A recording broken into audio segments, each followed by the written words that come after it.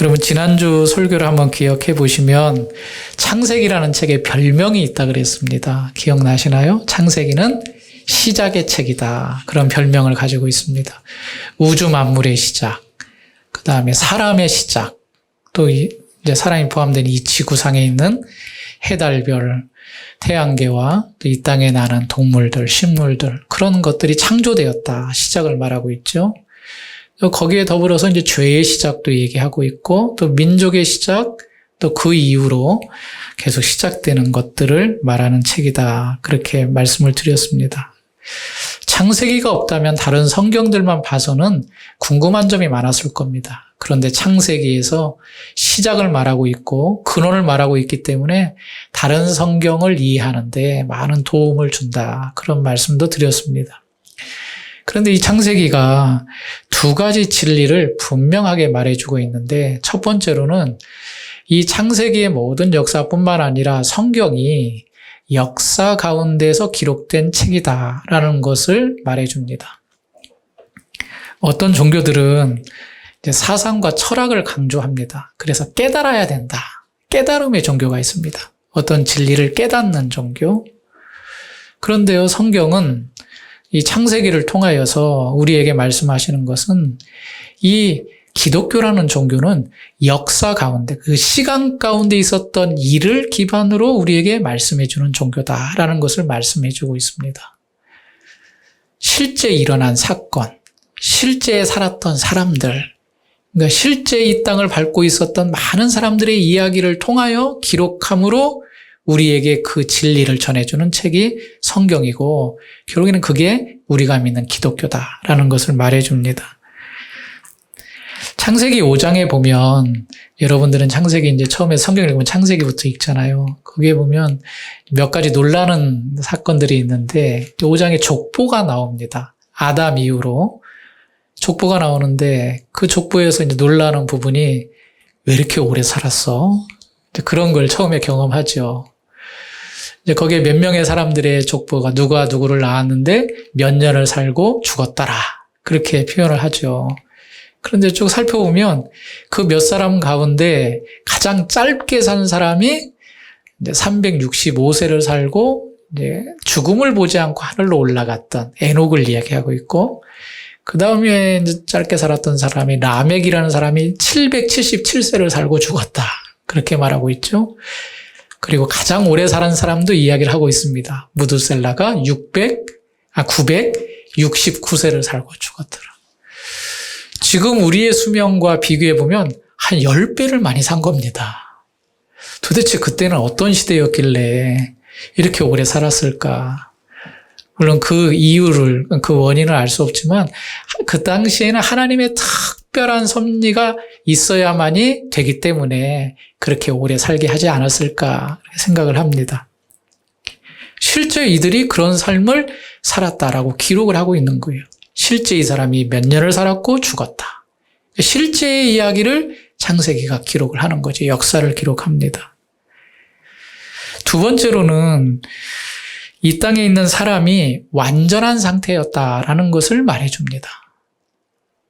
우리가 그 사람이 피조되었다는 것을 성경은 말한다고 했잖아요. 가장 먼저 피조된 사람이 아담. 이 아담이라는 이름이 실제 이름이기도 하지만 인류 전체 인간을 의미하기도 합니다. 하나님이 사람을 만들었다. 그런데 그 사람이 불완전한 존재로 만들어진 것이 아니라 완벽한 존재로 만들어졌다라는 것을 창세기가 말해주고 있습니다. 그런데 그 사람이 하나님의 명령에 불순종하여 타락했다. 그것을 성경이 말하는 거죠. 그리고 나서 하나님께서 이 타락한 인간을 구원하시기 위한 일들을 시작하셨다라는 것이 창세기의 전반적인 그 내용의 주제입니다. 우리가 오늘 이제 17절 말씀을 읽었는데 17절 말씀에서 하나님이 뭐라고 말씀하시냐면, 만드신 그 에덴 동산의 아담과 하와에게 선악을 알게 하는 나무의 열매를 먹지 말라. 내가 먹는 날에는 반드시 죽을 것이다. 그렇게 명령을 하셨다는 겁니다. 그리고 그것을 지키지 못했기 때문에 인간은 완벽한 존재에서 죄인으로 될 수밖에 없었다라는 것을 말씀해 주고 있습니다. 여러분, 지난 주일에 1장 1절 태초에 하나님이 천지를 창조하시니라, 이 말씀을 통하여서 하나님이 누구신가를 좀 살펴보았죠. 하나님은 스스로 계시는 분이다 라고 그랬습니다. 그래서 한자로 자존, 스스로 존재하시는 분이다. 그리고 하나님은 누구를 의지하지 않으시는 분입니다. 그래서 자족, 스스로 완벽한 분이시고 스스로 완전한 분이십니다. 자족. 그리고 또 한 가지는 시간을 초월하신 분이다. 그래서 그걸 영원하신 분이다 라고 말씀을 드렸죠. 그래서 하나님은 크시다 그렇게 말씀했습니다. 하나님은 정말 크신 분입니다. 우리의 생각 그 이상의 분이십니다. 완벽하고 영원하신, 과거에도 계셨고 지금도 계시며 앞으로도 계실 그 하나님이 우리가 믿는 하나님이고, 그 하나님이 지금도 실제하시고 지금도 살아서 역사하시는 분이다 라는 것을 우리가 믿는다 그랬습니다. 제가 신학교 다닐 때 교수님, 연로하신 교수님이 딱 수업 시간에 들어오시면 그 학생들과 함께 외웠던 성경 구절이 생각이 났습니다. 그게 이사야서 55장 8절과 9절인데 여기 앞에 자막에 한번 띄워보시죠. 같이 한번 읽어볼까요? 시작. 이는 내 생각이 너희 생각과 다르며 내 길이 너희 길과 다름이라 여호와의 말씀이니라. 이는 하늘이 땅보다 높음같이 길보다 높으며 내 생각은 그것보다, 이 말씀을 계속 수업 시간마다 시작하기 전에 암송을 하는 겁니다. 근데 그게 이제 참 암송이라는 게 그런 능력이 지금도 기억이 나요.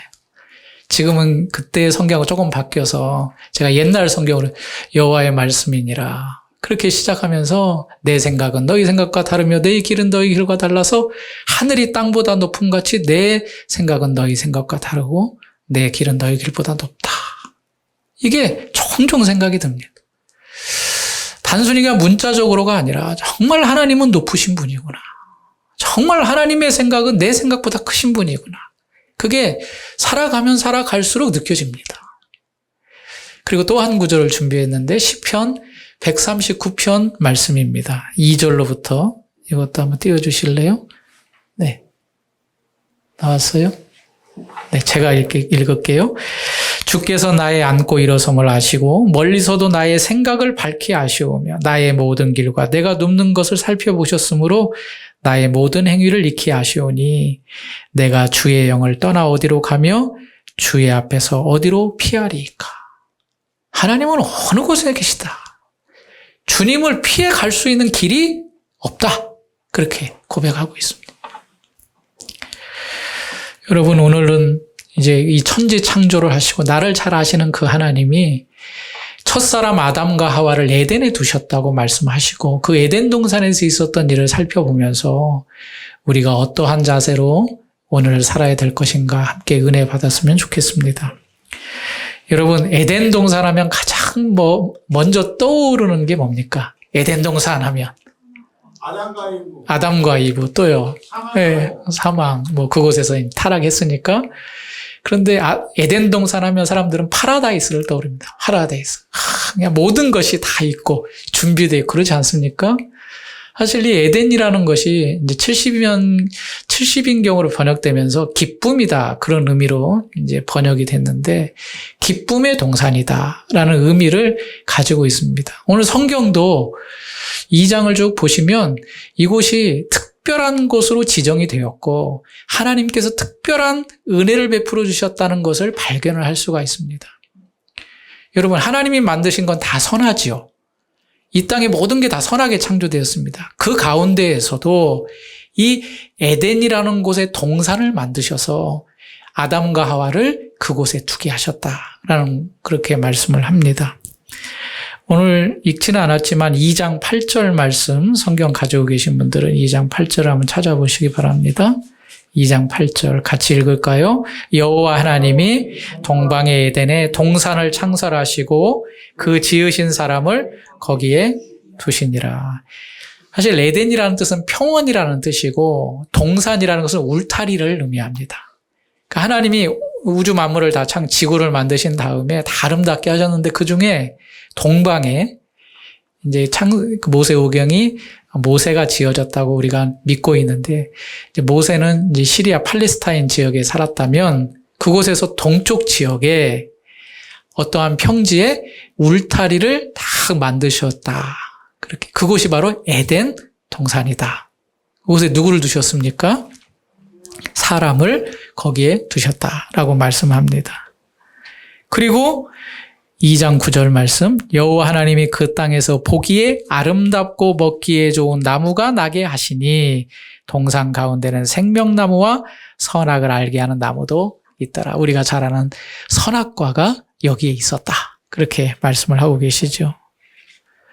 그 이후로도 이 에덴에서부터 강이 이제 흘러나와서 에덴을 다 두루적시고 네 갈래로 나뉘어졌는데 그 강의 이름이 첫 번째는 비손이고 두 번째 강은 기온이고 세 번째 강은 헷데겔이고 네 번째 강은 유브라데다. 여러분 유브라데는 많이 들어보셨잖아요. 그죠? 티그리스, 유프라테스 그 강. 거기에서 4대 문명의 발생지가 하나였던 그곳에 이제 강들이 흘렀다. 그렇게 이제 말씀하고 있습니다. 정확히 이곳이 어딘지는 알 수 없지만 지금의 이란과 이라크 그 주변이 아니었을까, 아라비아 지방이 아니었을까 그렇게 추측은 합니다. 왜냐하면 여기 유프라테스라는 말이 지금도 우리가 이해할 수 있는 언어로 쓰였기 때문에 그렇습니다. 그런데 그곳에 하나님께서 창조하신 아담과 하와를 두시고 그곳을 경작하여 있게 하셨다. 이렇게 말씀을 합니다. 그럼 2장 9절을 한번 다시 보시고 이곳이 어떻게 아름다운 것이었는가를 한번 살펴보면 2장 9절 말씀을 한번 더 같이 읽겠습니다. 시작. 여호와 하나님이 보시기에 아름답고 먹기에 좋은 나무가 나게 하시니 동산 가운데에는 알게 하는 나무도 있다. 첫 번째로는 그곳이 아름다운 장소였다라고 말씀합니다. 왜냐하면 그 땅에서 보기에 아름답고 그랬습니다. 보기에 아름답고. 여러분 하나님이 천지를 만드실 때에 1장을 보시면 몇 번 반복해서 말씀하신 게 있습니다. 하나님이 보시기에 좋았더라. 그리고 1장 31절에는 뭐라고 말하냐면 보시기에 심히 좋았더라. 그러니까 이 땅의 만물들을 하나님이 만족하게 만드신 겁니다. 그런데 오늘 2장 9절에 에덴의 동산을 만드시면서 강조하신 게 뭐냐면 그 땅에서 보기에 아름답고 기존에 만든 만물도 아름다웠는데 특별히 아름다운 곳을 만드셨다.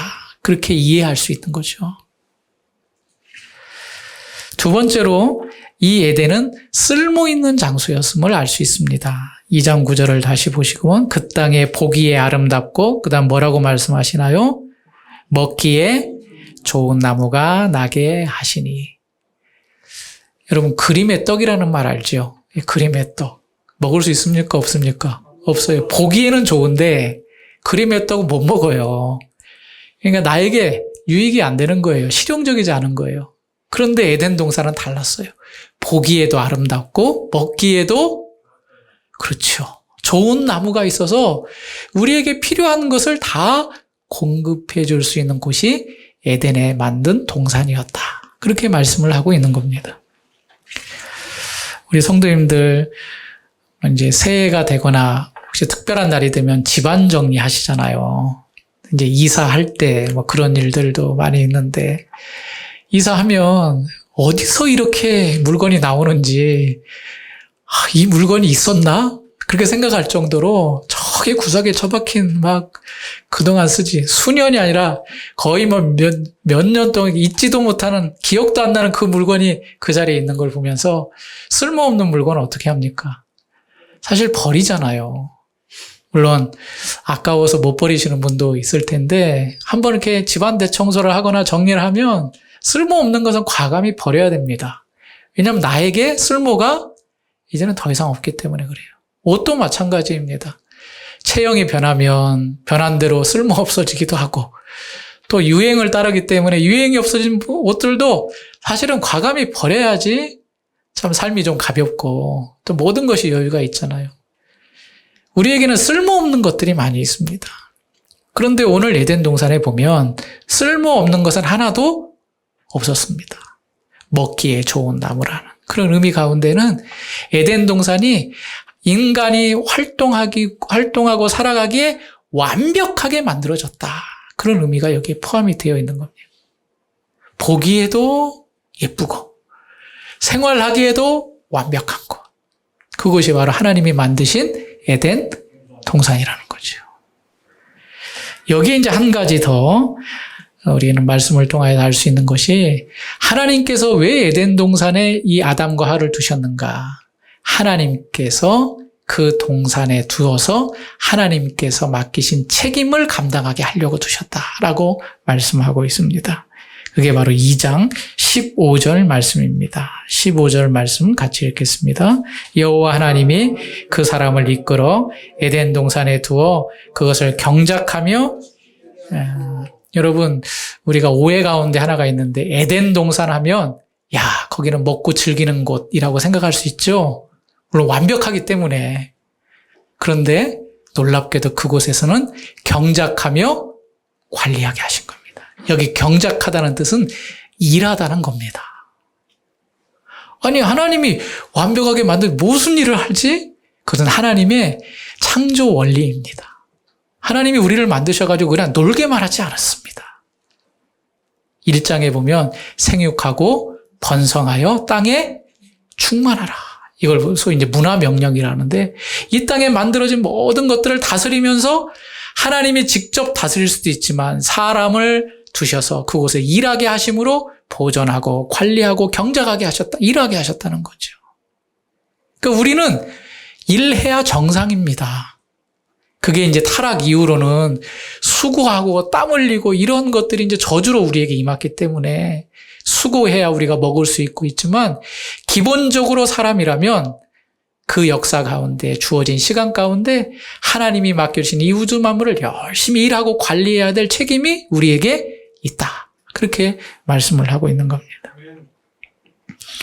2장 15절 다시 제가 읽어드릴게요. 여호와 하나님이 그 사람을 이끌어 에덴 동산에 두어 그것을 경작하며 지키게 하셨다. 이제 신약에 보면 이제 사도 바울이 그런 말씀을 해요. PPT 가능한가요? 네. 데살로니가후서 3장 10절 말씀에 같이 읽어볼까요? 우리가 너희와 함께 있을 때에도 너희에게 명하기를 누구든지 일하기 싫어하거든 먹지도 말게 하라 하였더니 우리가 들은즉 너희 가운데 게으르게 행하여 도무지 일하지 아니하고 일을 만들기만 하는 자들이 있다 하니 이런 자들에게 너희가 명하고 주 예수 그리스도 안에서 권하기를 조용히 일하여 자기 양식을 먹으라 하노라. 여러분 게으른 사람 싫어하시잖아요. 놀고 먹기만 하는 사람. 예. 아유, 뭐라도 좀 일을 해야지. 간단한 일을 해야 돼. 사람이 활동을. 이게 바로 우리가 해야 될 일이라는 거예요. 어떻게든지 몸을 움직여서 일하고 하나님께서 만드신 그 창조의 원리를 따라서 이 모든 만물을 다스려 책임지게 하는 것. 이게 아담과 하와를 에덴 동산에 두신 이유다. 이렇게 말씀하고 있습니다. 데살로니가후서 4장 11절에는 조용히 자기 일을 하고 너희 손으로 일하기를 힘쓰라. 잠언에는 보면요. 게으르지 말라. 이런 말씀도 많이 하시면서 게으른 자는 뭐에게 가서 배우라? 개미에게 가서 배우라. 그렇게 또 우리에게 권면하고 계십니다. 그러니까 우리는 에덴 동산에 하나님께서 아담과 하와를 두신 것은 아무 일도 안 하고 그래 이제 너희들 마음대로 살아라. 그렇게 하신 것이 아니라 보기도 좋고 우리에게 필요한 것들을 다 준비해 놓으면서 거기에서 일하고 경작하면서 내가 만든 걸 잘 관리해라. 그런 책임을 부여받았다는 겁니다. 그래서 생육하고 번성하는 복을 누리도록 하셨습니다. 그런데 이제 여기에 하나님이 장치 하나를 두신 겁니다. 에덴 동산 가운데에 나무를 2개 두셨는데 여러 나무와 함께 생명나무와 선악을 알게 하는 나무를 딱 두셨습니다. 그리고 오늘 17절 본문 말씀이죠. 선악을 알게 하는 나무의 열매를 먹지 말라. 내게 먹는 날에는 반드시 죽으리라. 이 장치 하나를 딱 만들어 놓으신 거예요. 우리는 이제 이거를 보면서 왜 하나님이 주시려면 다 주시지, 이렇게 아름답고 다 먹을 거 풍족하게 하고 필요하게 해놓고는 왜 이 약간은 까탈스러운 금지 명령, 금령을 주셨을까? 아니, 거기서 다 먹고 그냥 하나님 명령대로 일하고 관리하게 하면 되지, 왜 선악을 알게 하는 나무를 동산 가운데 두어서 그 열매를 먹으면 안 된다, 먹으면 너는 반드시 죽는다라고 하는 약간은 끔찍한 말씀을 하셨을까? 도대체 이 의미가 무엇일까? 정말 교회 안 다니고 좀 교회에 대해서 불만이 있는 분들은 항상 이 문제 가지고 왜 하나님이 그렇게 만드셨는가 못마땅해 하게 생각을 하는 경우들이 참 많습니다. 그런데 하나님께서 이것을 만들어 주신 분명한 이유와 목적이 있다는 겁니다. 여러분들, 선악을 알게 하는 나무의 열매 빼놓고는 아담과 하와가 그 나머지 것들은 어떻게 합니까? 다 누릴 수 있습니다. 마음껏 누릴 수 있습니다. 딱 그거 하나만 지키면 되는 겁니다. 그런데요, 이거 하나를 지키지 못한다는 게 인간의 모습을 말해주고 있는 겁니다. 인간의 모습. 그러니까 여기에 인간의 욕심, 조금 더 심하게 말하면 탐욕이 여기에 들어가 있습니다. 하나님께서 왜 선악을 알게 하는 나무를 두시고 그걸 먹지 말라고 하셨을까? 이것은 하나님께서 분명한 선을 그어 놓으신 겁니다. 선을 다 그어 놓으셔서, 우리가 이런 말 하잖아요. 선 넘지 마. 이게 바로 선악을 알게 하는 나무의 금령입니다. 너와 나는 똑같은 존재와 똑같은 위치에 있는 자가 아니다. 선악을 알게 하는 나무, 네가 에덴 동산에 내가 다 주었다. 내가 만들어서 너에게 주었다. 너희가 다 누릴 수 있다. 그러나 이것을 네가 받아서 누리면서 경작하게 하신 거는 네가 스스로 한 게 아니라 창조주 하나님이신 내가 그렇게 한 것이다. 그것을 알게 하기 위해서 이 하나의 금령을 만들어 놓으신 겁니다. 너는 피조물이고 창조주가 따로 있다 라는 것을 알게 하기 위해서. 그러니까 이 아담과 하와가 이 에덴에 거하면서 다른 나무의 과실을 먹고 마시고 일을 하면서 그 선악을 알게 하는 나무를 볼 때마다 어떤 생각을 해야 됐을까요? 이것을 주신 분은 하나님이시다.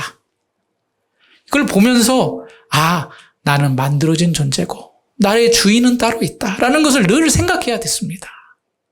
그런데 누가 와서 유혹하죠? 창세기 3장에 보면 뱀이 유혹을 합니다. 인간에 있는 욕심을 살살살살 건드리기 시작합니다.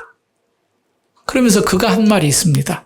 3장 4절에 뱀이 여자에게 이르되 너희가 결코 죽지 아니하리라. 너희가 그것을 먹는 날에는 너희 눈이 밝아져 하나님과 같이 되어 선악을 알게 할 줄 하나님이 아십니다.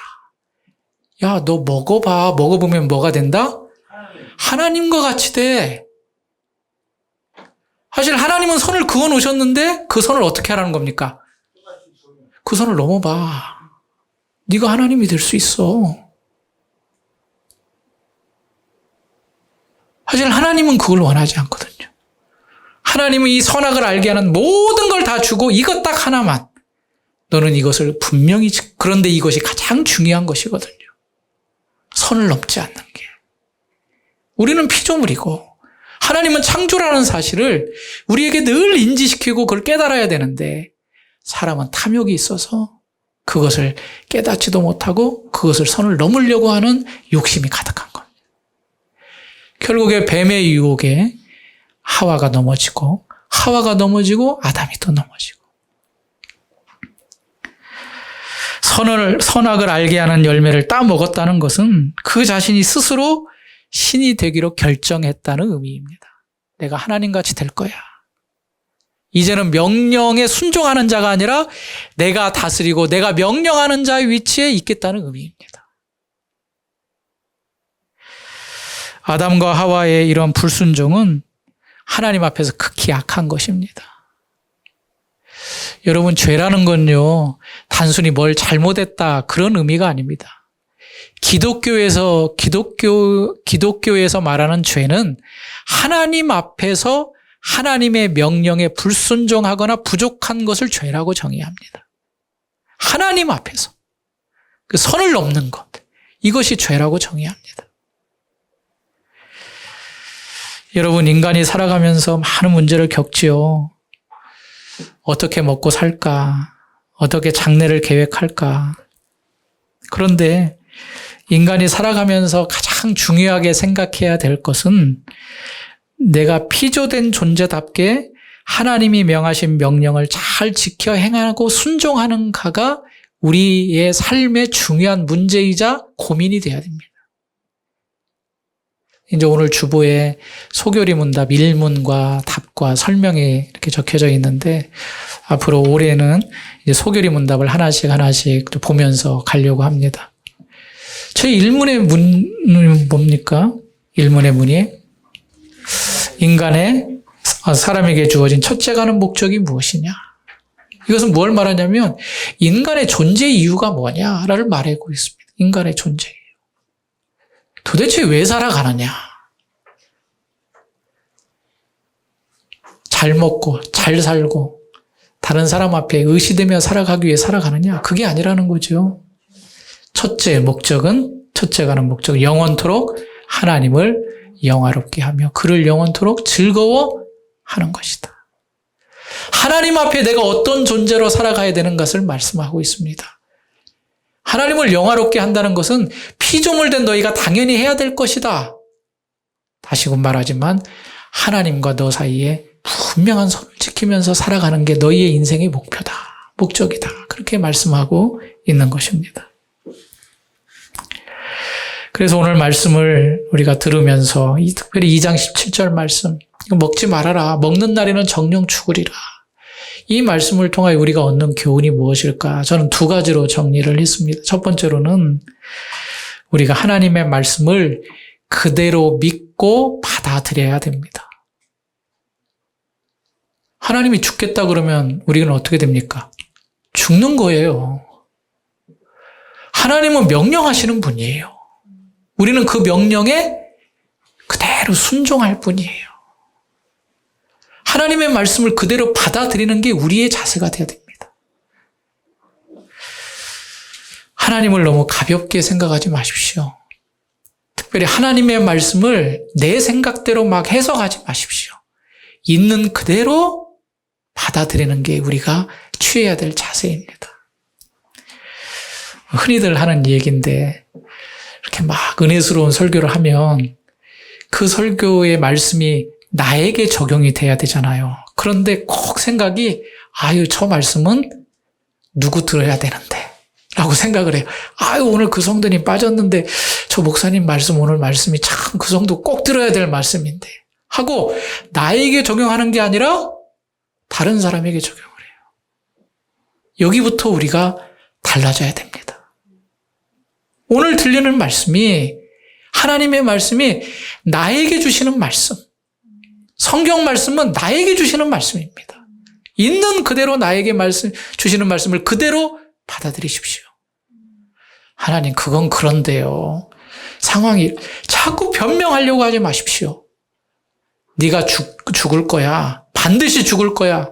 하나님은 그대로 행하십니다. 복도 마찬가지입니다. 우리가 하나님의 말씀대로 하면 복을 받습니까? 안 받습니까? 받아요. 하나님 살아계시기 때문에 말씀하시는 대로 역사하실 분입니다. 참 제가 최근에 느꼈던 건데 참 우리가 그런 말씀을 좀 많이 듣잖아요. 당신이 말한 대로 하나님께서 역사하신다.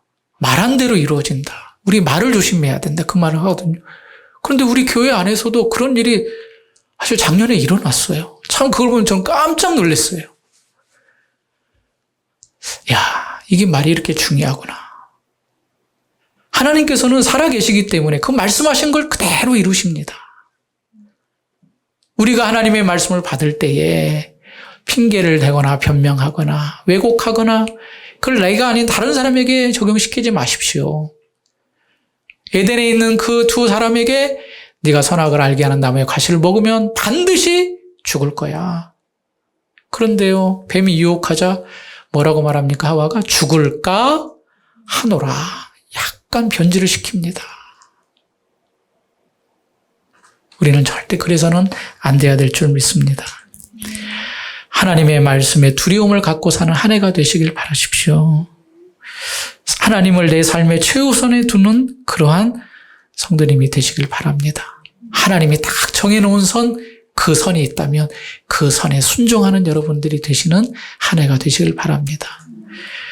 그리고 더 나아가서 나라는 존재가 참 내가 살아가는 그 인생도 쉽게 생각해서는 절대 안 됩니다. 여러분, 지난주에도 우리가 말했지만 내가 이 땅에 그냥 태어났습니까? 아닙니다.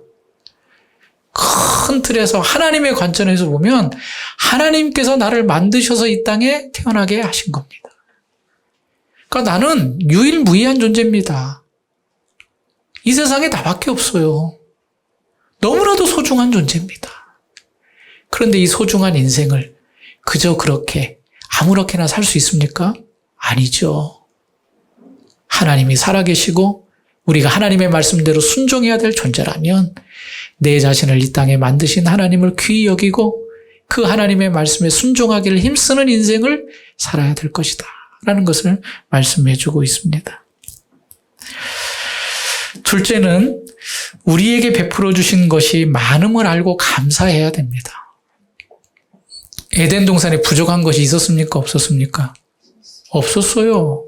보기에도 너무 좋았고 우리가 다 먹을 수 있게끔 완벽하게 마련해 주셨어요. 그렇다면 아담과 하와가 불평과 불만이 없어야죠. 선악을 알게 하는 나무의 과실을 먹으면서도 선을 지키자. 하나님께서 나에게 이 다른 모든 것을 주셨다라고 감사해야 되잖아요. 그런데 그 안에 욕심과 탐욕이 그 선을 넘어버리고 불순종의 길로 갔습니다. 에덴 동산은 아담과 하와 첫 인류에게 주신 축복의 자리였습니다. 그렇다면 지금 우리도 어떨까요? 여러분, 지금 나에게 처해져 있는 상황이 하나님이 주신 축복의 자리임을 인정해야 됩니다. 물론 상대적으로 차이가 있겠죠. 하나님, 저 사람은 뭐 집도 있고요, 자식도 잘 되고요, 뭐 직장도 번듯하고, 근데 저는 왜 이 모양이에요? 날마다 고생하면서. 그런데요, 하나님께서 나를 만드시고 나를 사랑하신다는 걸 인정한다면 나에게 맡겨주신 자리가 축복된 자리인 것을 인정해야 됩니다. 감사해야 됩니다. 감사하고 출발해야 됩니다. 그래야 우리가 선을 넘지 않습니다. 자꾸 불평하고 불만하면요, 하나님에 대한 불신이 쌓여요. 하나님, 왜 나는 왜 이 모양입니까? 왜 나에게 이렇게 하셨습니까? 그런데 반대로 생각해 보십시오. 하나님께 감사가 넘치면요, 더 감사할 거리밖에 없어요. 더 낮은 자를 보게 되면서 더 감사해요. 나보다 없는 자를 보면서 더 하나님 앞에 영광을 돌려요. 우리가 아담과 하와를 보면서 그 하나에 꽂히면, 뱀은 지금 하나에 꽂히게 했어요. 주변 것들은 다 안 보이게 하고, 왜 먹지 말라고 한 거야? 너 하나님같이 되니까 먹지 말라고 한 거 아니야? 자꾸 부정적인 생각을 넣어요. 그러니까 유혹에 넘어서 그 탐심 때문에 무너졌어요. 그런데 그 하나를 제껴놓고 나무 것들 보세요. 감사할 것밖에 없잖아요. 시각적으로도 감사하고, 먹을 때마다 감사하고, 하나님이 완벽하게 나를 지키시고 있는데 일할 때마다 기쁨으로 감사하면서 일하게 되잖아요. 사도 바울이 디모데에게 편지를 보내면서 이런 말씀을 합니다. 집에는 금그릇도 있고 은그릇도 있고 나무그릇도 있고 질그릇도 있다. 여러분, 하나님이 다 똑같이 만들지 않았습니다. 다 하나님의 뜻 가운데 우리가 만들어졌는데, 어떤 분은 정말 삐까뻔쩍한 금, 귀한 금처럼 만드신 분도 있고, 어떤 분들은 참 별로 볼품없지만 그냥 막 쓰기에 그런 있는 질그릇과 나무그릇으로 만든 분도 있다는 거죠. 근데 중요한 건 금이냐 은이냐 나무냐 질그릇이냐 그 재질이 중요한 거 아니라 그릇으로 만들었다는 것이 중요한 거라는 거. 내가 만들어졌다는 게 중요한 거랍니다. 그러면서 뭐라고 말씀하시는 건지 아십니까? 디모데후서 2장 20절에 큰 집에는 은그릇뿐만 아니라 나무 그릇과 질그릇도 있어 귀하게 쓰는 것도 있고 천하게 쓰는 것도 있나니 21절 읽겠습니다. 그러므로 누구든지 이런 것들에서 자기를 깨끗하게 하면 귀히 쓰는 그릇이 되어 거룩하고 주인의 쓰심에 합당하며 준비하리. 바울이 가르친 거는 너 은이니까 금 되라. 질그릇이니까 업그레이드 해가지고 은그릇 되라. 그렇게 말하고 있지 않고 뭐라고 말해요? 깨끗한 그릇이야. 주인은 재질에 따라서 쓰지 않습니다. 금그릇이라고 해도 그 금그릇에 뭐가 묻어있으면 씁니까? 안 씁니까? 안 씁니다. 주인은 깨끗한 그릇을 찾습니다. 우리의 상황, 나의 재질, 나의 태생, 나의 현재의 상황, 물론 질그릇과 나무그릇처럼 천하게 보일 수 있어요. 그런데 하나님은 금그릇만 사용하시고 귀히 여기시는 것이 아니라 깨끗한 그릇, 주인이 쓰시기에 합당한 그릇, 그걸 찾으신다는 겁니다. 그게 바로 선을 지키는 겁니다. 하나님을 인정하고 하나님 앞에서 제가 하나님의 말씀대로 살아가겠다고 결단하는 자를 하나님이 쓰시겠다는 겁니다. 그게 바로 일꾼입니다. 일꾼. 새 여호와 하나님께서 나에게 원하시는 것이 무엇인가? 나를 만들어 이 땅 가운데 살게 하신 이유가 무엇인가? 우리는 하나님의 영광을 위해 살아가는 존재입니다. 이 땅 가운데서 만들어 두신 것은 하나님께서 만들어 이 세상에 일을 하면서 하나님께 영광을 돌리는 존재입니다. 오늘 그 주보에 읽어보시면 알겠지만 우리는 하나님의 영광을 반사하는 존재입니다. 나를 통하여서 마치 거울이 빛을 반사하듯이 하나님의 영광이 나의 거울을 통하여서 세상에 반사되게 하는 게 우리의 역할입니다. 어떤 자가 그 쓰임을 받을 것인가? 깨끗한 그릇. 하나님의 말씀에 순종하는 자, 감사하는 자. 그분과의 철저한 선을 지켜 창조주 하나님 되심을 먼저 인정하고 내가 피조되었음을 믿고 맡겨주신 이 땅의 일들을 성실과 성심으로 충성스럽게 감당하는 귀한 성도님들이 되시길 바랍니다. 먹지 말라고 한 명령 우리가 꼭 지켜야 됩니다.